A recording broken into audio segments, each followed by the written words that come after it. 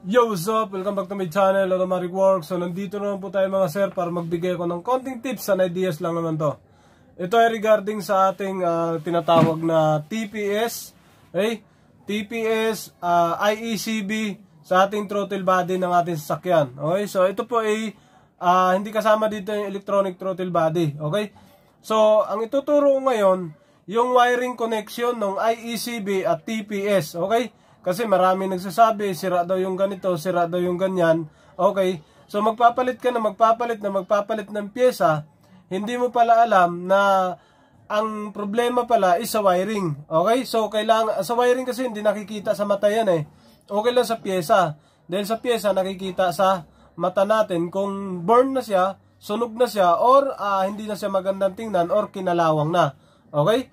So, paano nga ba malaman yung wirings nun? Okay? So, umpisahan natin ngayon mga sir sa tinatawag natin na TPS. Okay? So, marami kasing sasakyan, magkakaroon ng problema, hirap sa hatak, okay? Hirap humatak, hirap kumuha ng kambyo, namamatay pag kinakambyo, pag kinaklats mo, bumabagsak yung idle or RPM, idle high, idle low, okay? Mga ganyan. So, may mga idle din na paiba-iba, pabago-bago. Okay? So, nandun na rin yung pagka nangambyo ka, hirap, parang hirap pumasok sa ganito, hirap pumasok sa ganyan. Okay, ito yung pag-uusapan natin. So, ang topic natin ngayon is yung wirings lang. Okay mga sir? So, meron akong simpleng dito, drawing, kasi wala naman akong stock o pyesa nito. Ito lang ipapakita ko sa inyo mga sir. Yan. Ito yung tinatawag nating TPS. Alright? Yan, kung nakita nyo. Yan yung TPS. Yan yung itsura ng TPS mga sir. Okay? So, familiar nyo, nasa throttle body po ito, sa gilid ng kable ng ating sasakyan. Kung ikaw ay naka-cable type, malamang meron talaga to, hindi nawawala to, yung TPS, o sinasabing throttle positioning sensor. Alright? So, next natin mga sir, kabisaduhin nyo lang itsura, saka ko ituturo ngayon yung wirings yan, kung ano yung mga bato niyan. Next is yung ating IECB. Ito ay para sa mga beginners. Hindi po ito para sa mga mahuhusay at magagaling. Okay? Eye-opener lang to sa mga car owners na gusto mag-check ng kanilang wirings. Pangalawa is yung ating itsura ng ating IECB. Okay, ito po yung magnetic nya. Yan po yung ating IECB o idle air control valve o idle air. Idle air ha, hindi yan aircon up. Hindi yan siya aircon idle up. Hindi po. Idle air po yan. Idle air control valve. Okay? Baka sabihin nyo, yung aircon nyo hindi umaangat. Paano maangat? IECB po yan. Isa lang po yan sa kasama dun sa part na yon, pero hindi po siya. Okay? So, isa lang po siya sa kasama. So, ito mga sir, ito yung magnetic na to. So, usually kasi nakikita kagad natin to sa ating sasakyan, sa ilalim. Okay? So, may isa pa palang IECB. Tika lang, drawing ko muna. Yun, alright. So, nagbabalik tayo mga sir. So, meron pa pala isa IECB. Yung ganito. Okay, yung parang baterya. Merong dito yung tubig. Okay? So, andito yung pinaka-magnetic niya sa likod at yan yung socket. Okay mga sir? So, TPS, IECB, dalawa. Alright. So, yung sa TPS natin mga sir, napakahalaga po nito. Dahil ito po yung pick-up ng, may pick-up din to sa cambio. Okay? Cambio, tsaka yung idle natin. At saka yung sa ating accelerator. Kasama to. Marami po siyang ginagalawan sa ating sasakyan. Make sure na perfect po pagkagawa nito. Perfect yung pyesa at perfect yung wirings. Dahil pagka nagkaroon ng discrepancy yan sa wirings, magkakaroon po ng problema na ibabato po sa ating ECU. Okay? Uunahin po natin to. Sa pinakataas na wirings yan mga sir, sa base sa experience ko, itong pinakataas na yan is yung 5 volts reference. ECU po yan, controlled. Okay? Meron po yung driver sa ECU mga sir. Yung wire na to, kahit hindi nyo it is light o di kaya mahalaga, meron kayong multimeter. Kasi sa standby, pag on ng susi, sukatan nyo to, dapat 5 volts yan. Hindi pwede ang 24 volts yan o 12 volts o any volts. 5 volts yan, standby. Okay, yan po yung constant volt nya. Okay? So, tingnan nyo pinakamataas. Pangalawa is yung sa ating sa gitna. Yung gitna po niya mga sir, yan po ang setting. Okay? Setting yan. Pwede mo kasing iikot yan. Iikot clockwise or counterclockwise. Yung sa pinakagitna mga sir ng TPS natin, is nasa degree lang po yan ng 0.5 or 0.49 round off. 0.5 na yan pag i-round off, 0.49. 0.49 millivolts o volts sa ECU yan. Okay? So, yan po mga sir, napakahalaga nito sa sasakyan. Pag hindi nyo po ito na-setting ng maayos, magkakaroon po ng problema sa sasakyan. Okay? Magkakaroon po ng miscommunication yung ECU dahil sa hinahanap niya na voltahe at yung hinahanap niya na reference settings dito sa ating TPS. Alright? So, yun po yung kahalagahan ng ating TPS. Ngayon, kung nawala po siya sa setting, dapat meron kayong multimeter para mabasa siya.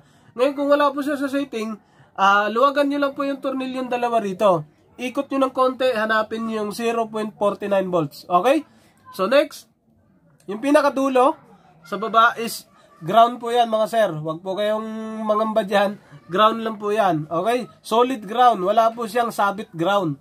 Solid ground po siya mga sir. Sumabit sa positive o di kaya putol na ground o mahina ang ground. Okay? Dapat solid ground yan. Next is sa ating Iacv mga sir. Sa Iacv medyo technical to. Kasi mahirap to sukatin. Sa ating pinakagitna mga sir na wire. Yung pinakagitna 12 volts yan or 14 volts. Depende sa bato ng battery na voltahe. Aabot po yan. Ngayon, pagka po yan ay bagsak o walang voltahe, ibig sabihin yung wirings putol yan. Yan po sa gitna natin mga sir. At yung sa ating taas, yung pinakataas mga sir, negative PWM yan. Okay? Control yan ng ECU. Hindi po control ng ano yan, control ng kuryente ng paa natin, hindi. ECU po galing yan. Negative yan na hindi ang kuryente niyan pabago-bago pagka gamitan mo ng multimeter. Okay, paiba-iba po yan. Yung PWM, pulse width modulator. Tapos sa baba, yun po yung positive PWM. Kasi nabasa ko po yan, based sa aking pagsaliksik na rin ito sa troubleshoot. Yan po yung mga nakuha kong reference niyan. ECU din po galing to. ECU yung taas, ECU din po yung ibaba natin. Okay? So, next time mga sir, is yung ating 2 wires Iacv. Sa Iacv na to, simple lang naman. PWM signal yung kabila at ground lang kabila. Ito pwede magkabaliktaran. Kahit walang problema, kahit magkabaliktaran, same lang. Okay? Based sa experience ko.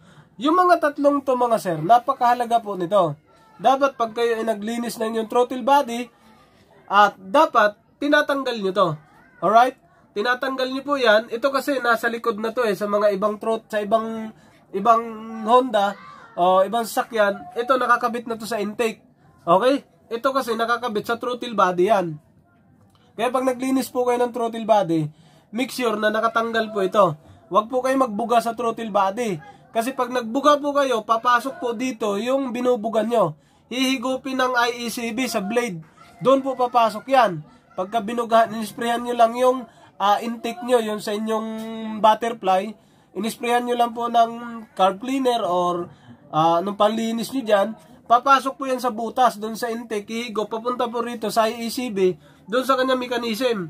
Pag pumasok doon, maaring mag-iipon yung dumi, babara doon sa blade. Okay, magbabago yung idle.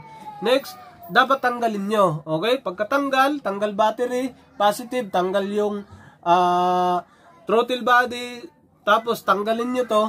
Okay, tandaan nyo lang. Tapos tanggalin nyo rin po yan, tandaan nyo rin. Tingnan nyo kasi pagka tinanggal nyo to, tinanggal nyo yan, pagbalik nyo, pag hindi nyo matandaan, yung mga reference voltage nito, ito kasi madali na to Ito ang mahirap. Pagka nagalaw nyo po yan, is magbabago po yan. Okay? So, yun lang po yung ating konting tips and ideas ngayon mga sir, na tinuro ko sa inyo. So, ito yung mga base sa mga troubleshoot ko, na mga na-encounter sa sakyan. So, sana nakatulong sa inyo ng kahit kaunting kaalaman lang ito mga sir. Alright? So, ito naman kasi visible to pag nasira. Madali siyang malaman pag sira. Dahil, sunog, itim, or di kaya may mga sukat po yan sa loob. Okay? So, next natin yun kung anong mga sukat na ito sa multimeter, paano sukatin pag siya po ay sira. Okay? Ito rin pagka sira at ito rin pag sira. Ito naman mga sir ay hindi po yan basta-basta nasisira. Depende lang po sa wirings, yan mabilis. Wirings na putol, worn out o ano. Pati ito. At yung ating ECU. Bago mag-troubleshoot, make sure muna na ang ating ECU is good. Bago natin umpisan yung troubleshoot para dito na tayo magpipace. Dito na natin ihaharap yung mukha natin pag nag-troubleshoot tayo. Hindi tayo magto-troubleshoot dito, yung ECU natin, hindi natin nakita, yung pala, napaka-good na pala rito, yung palang ECU natin, burn na yung driver nito. At burn na yung driver nito. Wala na. Okay? So, nagmagmi-miss ang troubleshoot. Okay? So, yun lang mga sir. Maraming salamat, Automatic Works. Salamat sa tuloy-tuloy na suporta. Pag-like, comment, subscribe. Tapos, sa mga bago pa lang, pwede na kayong mag-like kung nagustuhan nyo. Kung tingin nyo makakatulong sa inyo, pwede na kayong mag-like, comment. Comment kayo sa baba, basahin natin yan hanggat sa ating makakaya, bibigay tayo ng payo dyan. Automatic Works, mabuhay.